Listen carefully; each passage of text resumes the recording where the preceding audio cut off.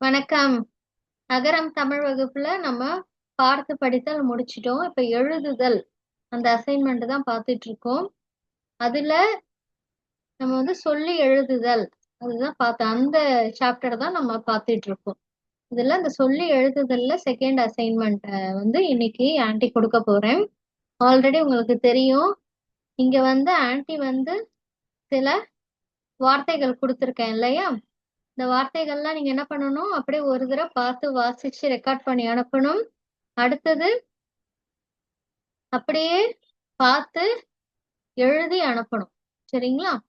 இது ஒரு அசைன்மெண்ட். அடுத்தது என்ன பண்ணணும்னா, அம்மா டிக்டேஷன் கொடுக்க சொல்லி நீங்க காதால கேட்டு இந்த வார்த்தைகளை எழுதி அனுப்பணும். நம்ம ஆல்ரெடி இந்த வார்த்தைகள்லாம் படிச்சதுதான். அந்த வார்த்தைகள் எப்படி எப்படி சொல்றாங்கன்றத நல்லா காதால நல்லா கேட்டு அந்த எழுத்துக்களை அது உச்சரிச்சுக்கிட்டே எழுதுனீங்கன்னா அந்த தப்பே வராது. சரிங்களா? இதுல தப்பு வரக்கூடிய இடம் என்னன்னா, இல்லு, இள்ளு, இரு, இற்று, எண்ணு, இன்னு இதெல்லாம் தான் கொஞ்சம் உங்களுக்கு சந்தேகம் வரும். ஆனா அதெல்லாமே உங்களுக்கு பை பிராக்டிஸ் அதுலதான் உங்களுக்கு அதெல்லாம் பழக்கமாகும்.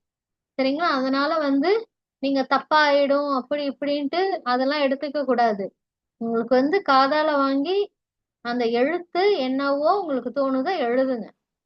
சரிங்களா? தப்பு வர வர வரதான் நம்ம கரெக்ட் பண்ணிக்கிட்டே வருவோம். அப்பதான் நமக்கு அந்த தப்புகள் குறைய ஆரம்பிக்கும். நம்ம நல்லா தமிழ் வார்த்தைகளை எழுத ஆரம்பிக்கும்.